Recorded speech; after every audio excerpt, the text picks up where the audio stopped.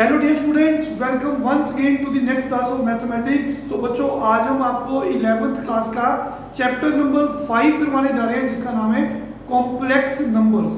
तो अभी तक हमने 10th क्लास तक रियल नंबर्स पढ़े हैं, जो हम ऑलरेडी आपको बता चुके हैं कि रियल नंबर्स होते क्या हैं।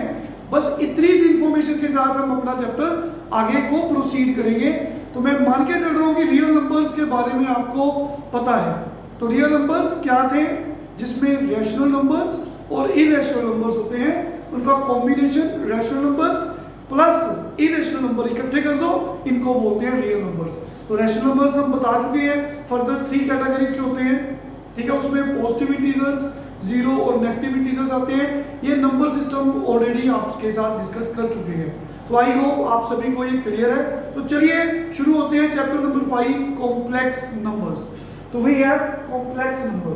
तो बच्चों, सबसे पहले हम एक टर्म इंट्रोड्यूस करेंगे आई, जिसे हम कहेंगे आयोटा। आई कॉम्प्लेक्स नंबर्स में इसकी फुल फॉर्म है आयोटा, IOTA। तो बच्चों, आयोटा होता क्या है? It is an imaginary quantity. It is an imaginary quantity. तो कॉम्प्लेक्स नंबर की जरूरत हमें क्यों पड़ी? तो आप जानते हो, अभी तक हमने प्रीवियस 10th क्लास तक जो स्क्वायर रूट निकालने सीखे थे किसी भी नंबर्स के, वो हमेशा पॉजिटिव नंबर्स के ही होते हैं। तो स्क्वायर रूट अभी तक हमने 10th क्लास तक स्क्वायर रूट जो है पॉजिटिव नंबर्स के ही निकालने सीखे हैं, लाइक √2, √3, √101 एंड सो ऑन। अगर आपको नेगेटिव नंबर के स्क्वायर रूट्स की बात करनी है, तो फिर वो हम आयोटा को इंट्रोड्यूस करते हैं। ये एक इमेजिनरी क्वांटिटी है, एक काल्पनिक टर्म है। इमेजिनरी क्वांटिटी है आयोटा, जिसकी वैल्यू होती है √-1। इसको आपने सिंपली लर्न कर लेना है। आयोटा, आज हमने चैप्टर शुरू किया कॉम्प्लेक्स नंबर्स। तो स्टार्ट किया टर्म से आई, जिसको आप आगे से आयोटा बोलेंगे अगर कॉम्प्लेक्स नंबर का चैप्टर पढ़ रहे हो, या कॉम्प्लेक्स नंबर आपको दिखाई देता है।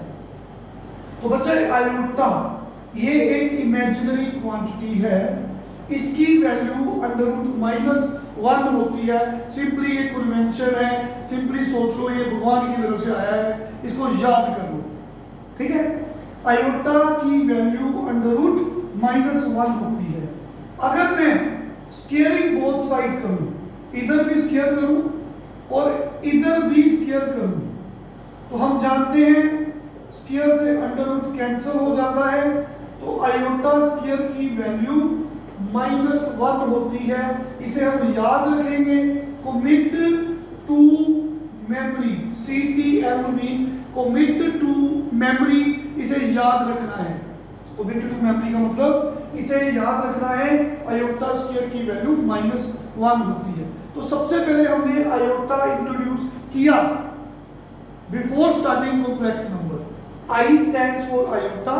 It is an imaginary quantity and its value is equal to √-1। तो देखिए, स्क्वायर रूट जो है नेगेटिव नंबर्स का जब आ रहा है तो आयोटा इंट्रोड्यूस होता है। तो आयोटा की वैल्यू √-1, ये एक इमेजिनरी क्वांटिटी है। जैसे ही मैंने स्क्वायरिंग की दोनों तरफ, तो बेटा अंडर रूट कट गया, तो स्क्वायर से अंडर रूट कट गया, तो वी हैव लेफ्ट विद -1। हमें याद करना है आयोटा स्क्वायर की वैल्यू -1 है। आई होप आप सबको ये चीजें समझ आ गई। आप लोगों ने उतार लेनी है वीडियो को पॉज करके और याद भी कर लेनी है। Iota square is -1। तो बच्चों, अब मैं कोई नंबर लिख रहा हूं आपको, जैसे फॉर एग्जांपल 2 + 3 आयोटा। कोई और नंबर लिख रहा हूं 4 + 5 आयोटा। मैं कुछ आपको नंबर दिखा रहा हूं जिसमें आई को इंट्रोड्यूस किया मैंने। 2 + 3 आयोटा, 4 + 5 आयोटा। मैंने अभी आयोटा इंट्रोड्यूस किया, फिर मैंने नंबर लिखने शुरू किए। कोई भी नंबर लिख सकता हूं, लाइक √7, 1/2 आयोटा।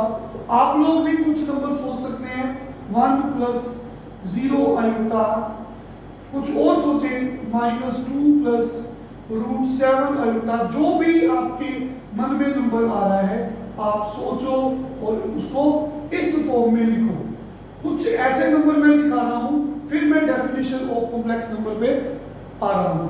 तो बच्चे ये नंबर जो 2 है, 3 है, 4, 5, कभी मैं रूट में लिख रहा हूँ, कभी नेगेटिव लिख रहा हूँ, कभी पॉजिटिव नंबर लिख रहा हूँ, कभी 0 लिख रहा हूँ। ये सारे नंबर अभी तक आपने 10th क्लास में देखे हैं, वो आपके रियल नंबर्स हैं।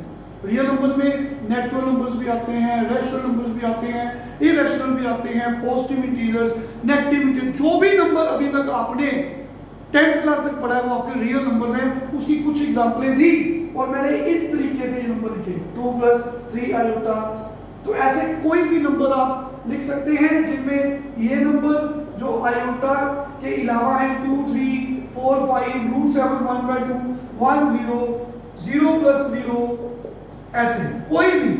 तो बच्चों these numbers are complex numbers. तो what is the definition of complex number? तो जो भी नंबर ऐसी फॉर्म में लिखा जाएगा 2 + 3, 4 + 5, कुछ भी, तो ये नंबर्स कुछ भी हो सकते हैं, A and B। तो इसकी डेफिनेशन क्या है कॉम्प्लेक्स नंबर की? तो चलिए लिखते हैं definition of complex number. Let A and B be any real numbers। तो सपोज कर लो A and B be any real numbers, then numbers of the form A + B iota is called complex numbers। तो पहले हमने iota introduce किया, फिर मैंने ये नंबर दिखाए। अगर नंबर A + B आयोटा की फॉर्म में होगा तो वो कॉम्प्लेक्स नंबर कहलाते हैं और A और B हमारे रियल नंबर्स होते हैं। यहाँ पे बच्चे A 2 है, B 3 है। अब यहाँ पे A 4 है, B 5 है, A √7 है, B 1/2 है, यहाँ पे A 1 है, B 0 है। This is A and this is B। तो बच्चे कोई भी नंबर जो A + B आयोटा की फॉर्म में लिखा जाता है उसे हम कॉम्प्लेक्स नंबर कहते हैं। और A और B क्या है? रियल नंबर, जैसे मैंने ये शो की है 2, 3, 4, 5। तो this is the definition of complex number. तो बच्चे complex number is denoted by, इस कॉम्प्लेक्स नंबर को हम नॉर्मली जनरली Z से डिनोट करते हैं, A + B iota. What is the definition of complex number? तो जो भी नंबर A + B आयोटा की फॉर्म का होता है, in which A and B are real numbers, मतलब कोई भी नंबर जैसे मैंने शो किए हो सकते हैं, तो इसको आप बोलते हो कॉम्प्लेक्स नंबर। और आयोटा हम ऑलरेडी डिस्कस कर चुके हैं, इसकी वैल्यू √-1 होती है। हमें यहाँ पे पुट नहीं करनी क्योंकि square root of negative number is not defined, हम इसको आयोटा ही लिखते हैं। तो इस फॉर्म में नंबर जो भी नजर आएगा वो आपका कॉम्प्लेक्स नंबर कहलाएगा। Iota is an imaginary quantity. तो आई होप क्लियर है सबको। It is generally denoted by symbol Z। तो बच्चों कॉम्प्लेक्स नंबर हमें समझ आ गया, इसकी डेफिनेशन क्लियर हो गई। तो अब हमने आगे लिखना है नोट। जैसा कि आपको बताया कॉम्प्लेक्स नंबर को Z से डिनोट करते हैं, वो A + B आयोटा की फॉर्म में होता है। लाइक आप कोई भी सोच सकते हो, अपनी मन से A और B की कोई भी वैल्यू पुट कर दो, 2 यहाँ पे 7। और कौन सा हो सकता है? A और B की कोई भी वैल्यू आप रियल नंबर पुट कर सकते हो, चाहे वो रैशनल हो चाहे इरेशनल हो। ये इरेशनल नंबर है क्योंकि ये √7 की जो वैल्यू होती है वो non terminating and non repeating होती है, वो इरेशनल नंबर होता है। It is also a part of real number. यहाँ पे 0 भी लिख सकते हैं। तो जो भी नंबर A + B आयोटा की फॉर्म का होगा वो आपका कॉम्प्लेक्स नंबर होगा। A और B क्या होते हैं? Real numbers. जैसे ये आपको मैंने कुछ रियल नंबर्स शो कर दिए, ठीक हो गया।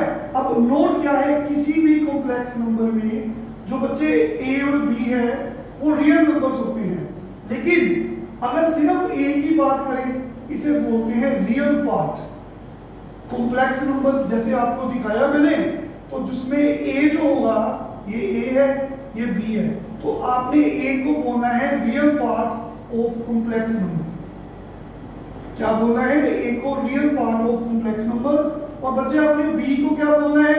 जो आयोटा का कोफिशिएंट है that is imaginary part of complex number. तो A and B are real numbers, but जब हम कॉम्प्लेक्स नंबर ऐसे ए प्लस बी आयोटा की फॉर्म में लिखेंगे तो हमारा ए जो है वो रियल पार्ट कहलाएगा, बी जो है इमेजिनरी पार्ट कहलाएगा।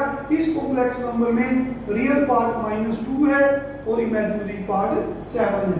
अगर ये वाला कॉम्प्लेक्स नंबर है तो रियल पार्ट √7 है और 0 इज द इमेजिनरी पार्ट। तो this is the definition of complex number. तो अगर मैं कॉम्प्लेक्स नंबर को ऐसे लिखता हूँ √7 + 2/3 आयोटा, तो बच्चे रियल पार्ट कौन है? ए कौन है? √7। तो रियल पार्ट किसका है? ये z का। तो इसको शॉर्ट फॉर्म में आप ऐसे लिखते हैं RE ब्रैकेट में z। तो इसको पढ़ना कैसे है? Real part of z is √7 and imaginary part कौन होता है? किसी भी कॉम्प्लेक्स नंबर में जो आयोटा का कोफिशिएंट होता है उसके साथ लिखा होता है। तो 2/3 इसको शॉर्ट फॉर्म में आपको ऐसे लिखना है IM ब्रैकेट में z इट इज 2/3। तो बेटा कोई भी कॉम्प्लेक्स नंबर है a + b आयोटा की फॉर्म में होता है। आयोटा की वैल्यू √-1 होती है, ये एक इमेजिनरी क्वांटिटी होती है। जो पूरे कॉम्प्लेक्स नंबर में a है उसको हम रियल पार्ट बोलेंगे कॉम्प्लेक्स नंबर का। उसकी शॉर्ट फॉर्म में लिखने का तरीका है REZ। इसे पढ़ना कैसे है? Real part of z। और जो ये आयोटा का कोफिशिएंट है उसके साथ लिखा है उसे बोलना है आपने इमेजिनरी पार्ट ऑफ z। तो इमेजिनरी पार्ट को शॉर्ट में ऐसे लिखना है। तो फिर इससे एक चीज हमें समझ आई, जब भी कॉम्प्लेक्स नंबर बनता है वो कैसे बनता है? Real part of z plus iota को आगे भी लिख सकते हैं पीछे भी लिख सकते हैं multiply imaginary part of z। तो बच्चों कॉम्प्लेक्स नंबर z जो है it is sum of real part plus iota times imaginary part of z। तो जो a और b है वो कोई भी रियल पार्ट कुछ भी हो सकता है, b इमेजिनरी पार्ट कुछ भी हो सकता है, 0 भी हो सकता है, -1 भी हो सकता है, कोई भी रियल नंबर हो सकता है। तो अब नेक्स्ट नोट लिखेंगे, इसको आप वीडियो को पॉज करेंगे, नोट्स बनाएंगे। तो कोई भी सपोज करेंगे कॉम्प्लेक्स नंबर है, सपोज कर लो ये a + b आयोटा कोई भी कॉम्प्लेक्स नंबर है।